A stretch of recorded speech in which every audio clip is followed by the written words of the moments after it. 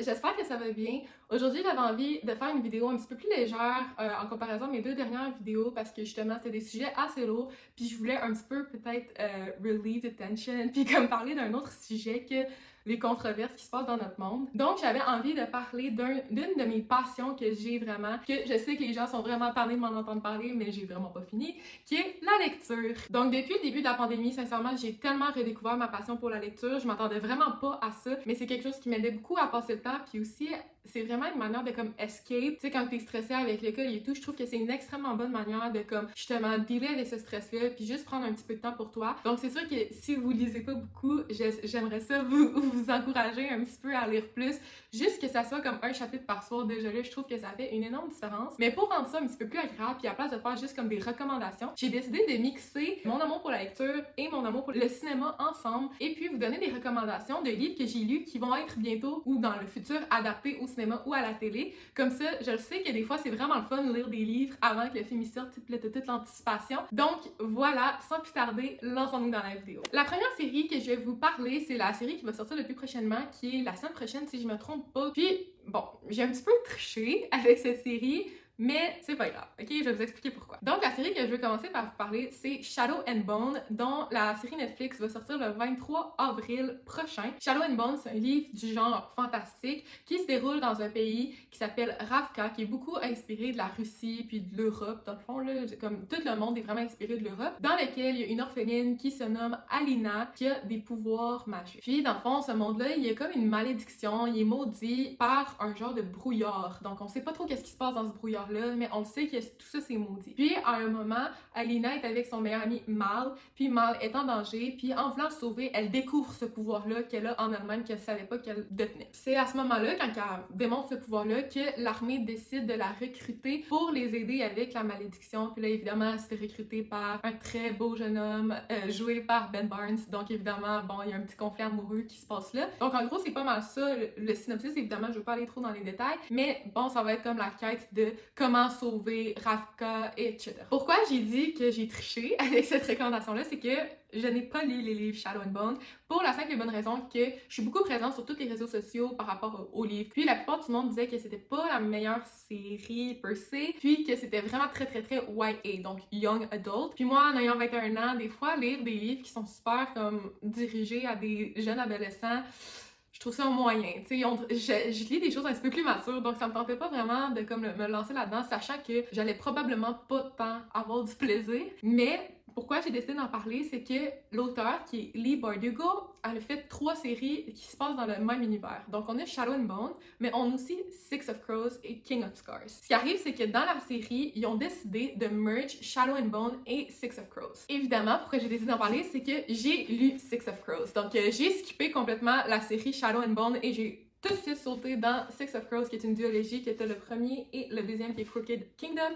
Évidemment, c'était plus difficile à comme rentrer dans l'histoire parce que j'avais pas l'introduction au monde magique et tout, mais ça valait vraiment la peine. Pour vrai, c'est une excellente histoire. Les personnages sont vraiment mieux détaillés, tout ça. C'est vraiment plus une histoire qui est compelling que Shadow and Bone, qui est plus enfantin, si on veut. Et c'est super unique comme histoire. J'ai jamais lu quelque chose qui était de ce genre-là. Donc, je vous recommande extrêmement de lire ces livres-là. Si vous voulez lire Shadow and Bone, évidemment, je vous recommande aussi. J'ai lu tous les résumés, j'ai lu comme vraiment qu'est-ce qui se passe. Je sais c'est quoi les actions qui vont se passer dans la série. Sauf que ça me tentait vraiment pas de me taper la trilogie, mais si jamais vous, ça vous intéresse, je vous le recommande aussi. Mais sincèrement, les livres qui ont stand-out de Leigh Bardugo, c'est vraiment la duologie de Six of Crows. Puis j'ai vraiment hâte que la série sorte. Le deuxième livre dont je vais vous parler, c'est un stand-alone, donc un seul livre, puis ça s'appelle The Hating Game par Sally Thorne. Il y a un film qui a été annoncé il y a quelques temps, puis en ce moment c'est en post-production, donc ça veut dire que ça va probablement sortir vers la fin de 2021 si je me rappelle bien. Puis, on a le casting aussi qui est sorti et ça va être Lucy Hale qui va jouer la personnage principale, donc probablement que vous la reconnaissez de Pretty Little Liars. Dans le fond, The Hating Game, c'est quoi? C'est vraiment typique rom-com. Si vous voulez une rom-com relaxée, comme écouter deux personnes qui tombent en amour ensemble, c'est vraiment le livre pour vous. Puis, le synopsis, en gros, c'est 2 co-workers, donc 2 personnes qui travaillent ensemble et qui ont une relation qui est vraiment très basée sur l'attention. Donc, ils s'aiment pas vraiment, puis là, il y a de la compétition. Puis, il y a une promotion qui s'offre à eux, puis justement, ils travaillent dans une maison d'édition, puis les deux, ils vont faire comme compétition pour avoir cette promotion-là. C'est vraiment un enemies to lovers, pur et simple. Je crois que ça va être vraiment comme une petite rom-com cute à écouter. Je pense que ça va être vraiment bon, sincèrement. J'ai vraiment hâte. Bon, le troisième livre que je voulais aussi parler, c'est en fait une série qui est la série La Sélection de Kiera Cass. Ici, dans le fond, moi, j'ai une édition Costco super économique. Il y a les 3 livres dans un. Fait que vous pouvez voir que c'est pas des très longs livres. Il y a 3 livres compris là-dedans. Puis, d'après moi, il y a beaucoup de monde qui connaissent déjà c'est quoi la sélection parce que c'était vraiment populaire quand on était au secondaire. Mais moi, pour une raison X, je l'avais jamais lu. Puis, je l'ai lu comme, je pense qu'il y a exactement 1 an en fait. Donc, dans le fond, il y a eu un film qui a été annoncé pour Netflix. C'est quoi en gros l'histoire de la sélection? C'est que ça se passe aux États-Unis dans un monde un peu post-apocalyptique, dans le sens que c'est dystopique, après bon, une certaine guerre, blabla. Les États-Unis sont divisés en castes. Donc le premier caste qui est la famille royale, après ça va un petit peu comme les emplois, donc le prestige des emplois, puis le caste 8 qui est les personnes itinérantes. C'est l'histoire d'America Senior qui fait partie de la middle class. Je pense, si je me rappelle bien, dans le caste 4 ou 5, à chaque fois que dans la famille royale, le prince ou la princesse atteint l'âge de 18 ans, ils font genre un concours, puis ils prennent une fille par état, qui en a 35, puis ils se rendent tous au château, puis c'est genre la compétition, c'est qui va avoir le prince. Donc c'est vraiment une divergence, rencontre de bachelor, c'est carrément de bachelor. Puis c'est ça, dans le fond, là, on va voir America qui évidemment se fait choisir, c'est pas vraiment un spoiler, ça se passe très au début, qui se fait choisir pour aller faire la compétition, puis là, bon, il y a un triangle amoureux avec le prince et son amour à la maison, puis là, il y a des conflits politiques, etc. Pour être franche, moi, j'ai donné 3 sur 5 à ce livre-là, puis c'est pas parce que c'est vraiment mauvais, là, c'est juste parce que c'est un peu le même principe que Shadow and Bone, que la target demographic, c'est vraiment des gens qui sont jeunes. Si jamais j'avais lu ce livre-là quand j'avais 14 ans, je suis sûre à 110% là, que ça aurait été mon livre préféré de toute ma vie. Sauf que à 20 ans, quand je l'ai lu, évidemment, j'étais pas la personne ciblée pour lire cette histoire-là, mais tu sais, c'était quand même cute. Là. Genre, je peux pas dire que c'était pas cute, mais je relatais pas du tout avec le personnage principal. Je la trouvais tellement gossante. Elle pleure tout le temps. Elle pousse beaucoup la narrative de I'm Not Like Other Girls, qui me dérangeait évidemment. Puis, j'aime pas vraiment les triangles amoureux en partant. Donc, déjà là, tu me perds un peu quand il y a un triangle amoureux. Puis je vais quand même écouter le film, tu sais, ça va être cute pareil, là. Il y a pas de magie, il y a pas rien, c'est juste comme, bon, une compétition de filles pour un gars. Anyways. Voilà, la sélection par Kiera Cass, que je crois que d'après moi, ça va sortir dans les prochaines années. Le prochain livre dont je vais vous parler est un fan favorite sur les réseaux sociaux qui est Red, White and Royal Blue par Casey McKinston. Dans le fond, ce livre-là, c'est dans un monde dans lequel Trump n'a pas gagné les élections en 2016, mais que c'est une femme, en fait, qui a gagné les élections aux États-Unis. Puis c'est l'histoire de son fils, donc du fils de la présidente des États-Unis, et du fils, dans le fond, le prince de Wales en Angleterre. Puis depuis qu'ils sont plus jeunes, vu que sa mère elle a toujours été en politique, bon, ils ont tout le temps eu comme des tensions, ils étaient en compétition, tu sais, c'est quel fils qui est le meilleur, etc. Mais ils se rendent compte que peut-être qu'il y avait plus de tensions romantique entre les deux que vraiment plus la compétition.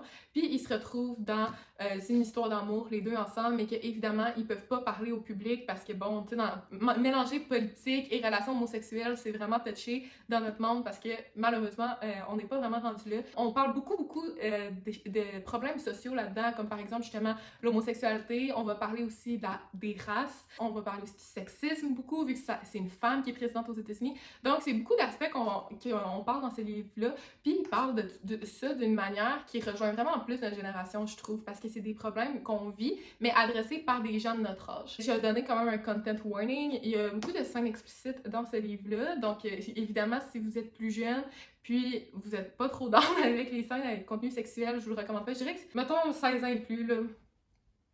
C'est en développement en ce moment et c'est par Amazon. C'est Amazon qui a acheté les droits. Donc d'après moi, ça va être un film sur Prime. Évidemment, je vous le recommande vraiment beaucoup. Puis je crois que ça va être un excellent film. La prochaine série dont je vais vous parler est une duologie que j'ai lue vraiment récemment. Je crois que ça fait même pas une semaine que j'ai fini le deuxième, qui est We Hunt the Flame. Puis là, je vais vous dire le nom de l'auteur, mais je vous jure, c'est sûr que je le dis pas comme il faut. Ok, j'ai essayé de trouver des vidéos qui disaient comme la prononciation, mais encore là, avec mon accent québécois, ça va être dur. Elle s'appelle Hafsa Faisal, je crois. Donc dans le fond, We Hunt the Flame, ça va être adapté par SPX TV, que je sais pas trop c'est quoi en fait ce network-là. Pour vrai, là, c'était vraiment différent de ce que j'avais lu dans le passé. Pour vous donner un petit synopsis, dans le fond, ça se passe dans un monde qui est vraiment inspiré comme arabe, Middle East, si on veut. Puis c'est dans un monde dans lequel la magie a disparu il y a 90 ans. Puis il y a une jeune fille qui s'appelle Zafira qui vit dans un des pays de ce monde-là, qui est vraiment en manque de ressources. Puis la communauté à meurt de faim, ça va vraiment pas, sont extrêmement pauvres. Puis c'est une communauté qui est extrêmement sexiste, puis on donne absolument rien aux femmes, donc Zafira, qu'est-ce qu'elle fait? C'est qu'elle se déguise en homme, puis elle va chasser pour nourrir sa communauté. Ensuite, on a du côté du sultan, donc dans le roi du continent, si on veut, on a Nasir. Nasir, lui, il est reconnu pour être un assassin. Tout le monde a vraiment peur de lui, c'est le fils du sultan. Puis, c'est à un certain moment qu'il y a une sorcière qui arrive en jeu et puis qui donne une mission à Zafira et Nasir séparément de se rendre sur une île maudite pour aller chercher un objet qui ramènerait la magie dans le monde. Puis on voit, c'est un excellent Enemies to Lovers, puis il y a beaucoup d'action. C'est pas juste vraiment comme aller chercher la relique puis s'en aller, il y a vraiment plus autour de ça. J'ai trouvé ça tellement intéressant de lire sur cette culture-là parce qu'on n'est pas habitué justement, c'est souvent comme des mondes magiques, c'est beaucoup inspiré de l'Europe, hein. C'est beaucoup comme l'Angleterre, encore là comme dans Shadow and Bone, comme plus l'est de l'Europe, mais c'est plus rare qu'on va voir des livres de fantasy qui vont plus aller dans le Middle East. Puis moi, j'ai appris beaucoup sur la culture, j'ai même appris des mots que je trouvais ça super intéressant. Donc sincèrement, je vous le recommande fortement. Si jamais vous le lisez en anglais, go for it. Puis en même temps, vous encouragez des auteurs de couleur. C'est tellement important dans notre industrie parce que c'est une industrie encore là qui est super raciste et puis qui vont pas donner autant de ressources aux personnes de couleur pour publier leurs livres. Donc, sincèrement, là, si vous avez à encourager une auteure dans tout ce que je vous ai parlé, allez encourager Afsa parce que c'est vraiment un excellent livre, différent de ce que j'ai lu et qui vaut la peine d'être lu. Le 6e livre dont je veux vous parler aujourd'hui, c'est The Invisible Life of Eddie LaRue par V.E. Schwab. Ici, c'est un stand-alone qui est sorti il y a vraiment pas longtemps.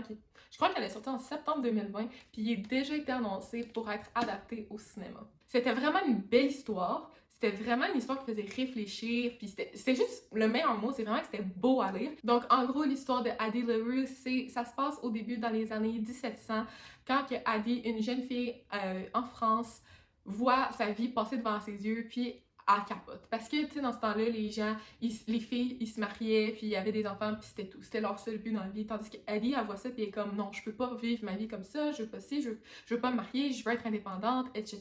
Je veux avoir une avance. Puis c'est là qu'à un moment donné, elle arrive dans la forêt, puis après qu'on lui a dit à maintes et maintes reprises de ne jamais prier après que le soleil se soit couché, elle demande à un homme, à quelqu'un, à une third party, de la sauver de tout ça. C'est là qu'elle rencontre Luke, qui est comme, on dirait qu'il y a un vibe de comme ça, un diable si on veut, puis elle fait un marché avec lui pour qu'elle puisse vivre une vie d'aventure. Sauf qu'elle est vraiment jeune et innocente, puis elle se fait complètement prendre au piège avec son marché, avec Luke, parce que le marché, c'est que oui, elle va vivre infiniment, elle va jamais vieillir et tout, sauf que tout le monde va l'oublier. Donc, c'est l'histoire d'Addie à travers les années, qu'est-ce qu'elle fait avec sa vie, comment qu'elle gère tout ça, les aventures qu'elle a vécues. On voit aussi aujourd'hui, bon, elle rencontre quelqu'un, puis cette personne-là ne l'oublie pas. Puis on se demande pourquoi, etc. Donc, c'est vraiment une belle histoire, c'est un concept qui est super original, puis j'ai vraiment relate surtout au gars qui la reconnaît, qui s'appelle Henry. Je me suis extrêmement reconnue dans son personnage. C'est juste que le seul critique que j'ai de ce livre-là, c'est que c'était long, des fois, les flashbacks dans le passé de Addie. Elle passe toute sa vie en Europe, ce que je trouve quand même bizarre qu'en 300 ans, elle n'a jamais vraiment exploré plus que l'Europe et New York, mais anyways, je pense vraiment que le film va valoir la peine, donc quand il va sortir, je vous recommande fortement d'aller le voir. Le 7e livre dont je vais vous parler, je l'ai pas avec moi physiquement parce que je l'ai prêté à une de mes amies, mais c'est le livre They Both Die at the End de Adam Silvera, qui a été acheté, dans le fond les droits ont été achetés par HBO et qui va être une mini-série qui va sortir prochainement. They Both Die at the End, encore là, je me suis beaucoup influencée par les réseaux sociaux pour acheter ces livres-là et le lire. Les gens disaient que c'est le livre le plus triste qu'ils avaient jamais lu de leur vie, puis moi j'ai pas versé vraiment une larme. Écoutez, je sais pas si c'est moi qui manque d'émotion, c'est juste que les gens exagèrent.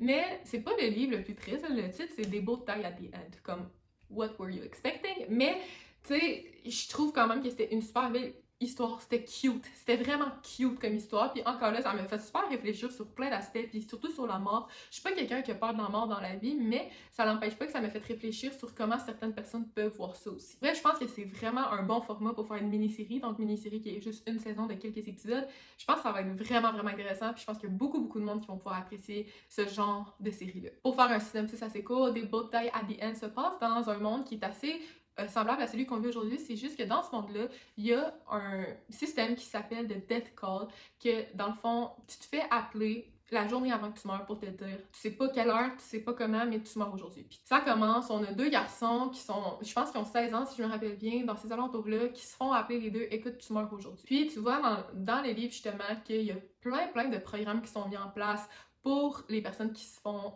appeler pour se faire dire qu'ils vont mourir. Donc, une application qui s'appelle Last Friend. C'est un genre de Tinder pour les gens qui vont mourir pour se rencontrer pour pas que tu passes la dernière journée toute seule. C'est ce qui se passe. Matteo et Rufus se rencontrent sur l'application Last Friend et ils passent leur dernière journée ensemble en ayant plein d'aventures, puis en vraiment faisant sortir le meilleur de l'un et l'autre. Puis c'est vraiment cute comme histoire. C'est deux gars qui se découvrent ensemble. Sincèrement, je vous recommande. C'est vraiment une petite lecture. Il y a à peine 360 pages, je crois. Donc, si jamais vous cherchez quelque chose qui est pas trop lourd, qui n'a pas trop de fantaisie, mais qui est juste comme une histoire touchante, je crois vraiment que ça pourrait être le livre pour vous. La 8e série dont je voudrais vous parler aujourd'hui, c'est la série The Infernal Devices par Cassandra Clare. Donc, c'est une trilogie. Si jamais ça vous dit quelque chose, tout ça, et l'auteur, c'est parce que c'est dans le même auteur des livres de Mortal Instruments, qui a déjà eu un film avec Lily Collins, et aussi la série qui est sur Netflix en ce moment, Shadowhunters, qui est inspirée de cette série-là. Cassandra Clare, c'est vraiment une auteure qui fait toutes ses séries dans le même monde. Je pense qu'elle a jamais écrit un livre qui n'était pas dans le monde des Shadowhunters. Donc, The Infernal Devices, ça se passe aussi dans le monde des Shadowhunters. Donc, si vous êtes un petit peu comme familier avec le film ou la série, c'est le même monde dans le sens qu'il y a les mêmes genres de créatures et tout, sauf que The Infernal Devices se déroule dans les années 1800. Donc ça se passe en Europe au lieu d'à New York. Et évidemment, comme beaucoup le savent, la série Shadowhunters, c'est vraiment très bof, très cringe. Puis les gens étaient un petit peu inquiets pour pas qu'ils refassent une série autant cringe parce que Shadowhunters, c'est un petit peu le même vibe que Riverdale, là, sincèrement. Là. C'est BBC 3 qui va adapter cette série-là, puis on dit qu'ils voulaient vraiment se détacher de l'image de Shadowhunters parce que c'était vraiment pas le vibe qu'ils cherchaient. Puis je pense que Cassandra Clare aussi, c'était pas son vibe Shadowhunters. L'histoire de The Infernal Devices, en résumé, c'est l'histoire de Tessa, qui est une fille qui vient de New York, puis qu'elle se fait envoyer une invitation par son frère qui était parti en Europe pour qu'elle vienne le rejoindre. Quand elle arrive en Angleterre, elle s'attend à voir son frère évidemment, mais c'était un piège et puis elle se fait capturer par des genres de sorcières. Puis elle apprend que depuis qu'elle est jeune, elle avait une capacité à se métamorphoser, un peu comme McGonagall dans Harry Potter, mais elle peut se métamorphoser en d'autres personnes si elle a un objet. On a un méchant, super big méchant, qui veut absolument avoir Tessa pour lui, pour faire une révolution. Sauf que personne ne sait pourquoi il veut Tessa, personne ne sait d'où le pouvoir de Tessa vient. C'est vraiment difficile à expliquer sincèrement comme synopsis ce livre-là. Là. C'est vraiment pas que j'ai fait une bonne job, mais je vous jure que c'est vraiment intéressant.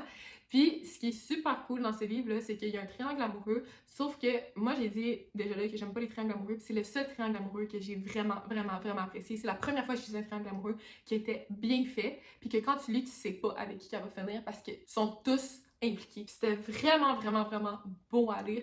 Puis sincèrement, j'ai vraiment hâte de voir qu'est-ce que la série peut faire parce qu'ils peuvent juste s'améliorer avec qu'est-ce que Shadowhunters a été. Ils peuvent juste s'améliorer à partir de là. Je pense pas que ça peut être pire. Donc j'ai vraiment hâte de voir. L'avant-dernier livre dont je voulais vous parler, c'est One of Us is Lying. J'ai perdu la couverture pour une raison X, je sais même pas qu'est-ce qui est arrivé, mais je vais vous montrer comme ça. C'est One of Us is Lying par Karen McManus.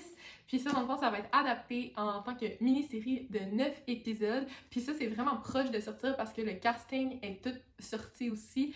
Puis pour vrai, j'ai vu le casting, puis j'étais comme « Oh my god! » Parce que ça ressemble vraiment à ce que moi je voulais. Comment je pourrais vous décrire ce livre-là? Premièrement, c'est un livre contemporain, donc encore là, je comprends vraiment que c'est pas tout le monde qui aime le genre fantastique. Donc c'est un livre contemporain qui se passe dans une école secondaire, puis la manière que je vous décrirais, c'est que c'est vraiment un mix entre The Breakfast Club puis Gossip Girl. Donc ce qui arrive, c'est que c'est un thriller, si on veut, c'est un mystère dans lequel il y a 5 élèves qui se ramassent en detention, je me rappelle plus c'est quoi en français.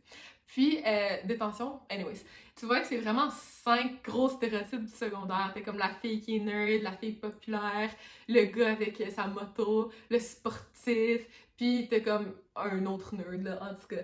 Puis, ils sont les 5 dans la salle de détention, mais il y en a juste 4 qui sortent parce qu'il y en a un qui meurt. Puis là, dans le fond, le mystère dans tout ça, c'est qu'il y avait juste les 4 personnes qui étaient dans la salle quand l'autre est décédé, donc ça c'est qui l'a fait. Donc c'est pour ça le titre One of Us is Lying, un de nous est en train de mentir. Donc la question c'est qui a tué l'autre personne. J'ai deviné dès le début c'est quoi qui se passait à la fin, mais ça c'est quelque chose qui m'arrive vraiment souvent parce que justement je consomme tellement de films, de séries, de livres, que c'est vraiment dur de me surprendre puis d'avoir un bon plot twist. Ça n'empêche pas, c'est pas parce que je le vois venir d'avance que c'est pas bon pour autant. Pourquoi que je dis que c'est basé sur Gossip Girl, c'est parce que le gars qui est mort avait un site internet qui mettait des gossips dessus, genre qui exposait les gens. Puis justement, comme avant de mourir, il avait exposé ces 4 personnes-là. Donc là, ça nous ramène à l'époque de Gossip Girl avec justement comme tout le bitchage qu'il y avait. Je pense sincèrement que le format de 9 épisodes d'une mini-série, ça va être vraiment cool à voir. J'ai vraiment hâte de voir ça. Puis vu que justement justement c'est un meurtre mystère. Je pense qu'il y a beaucoup de monde qui vont beaucoup apprécier. Mais voilà, One of Us is Lying qui va sortir d'après moi d'ici la fin 2021. Finalement, j'ai gardé le meilleur pour la fin parce que je vais vous parler de ma série préférée, de mon auteur préféré qui est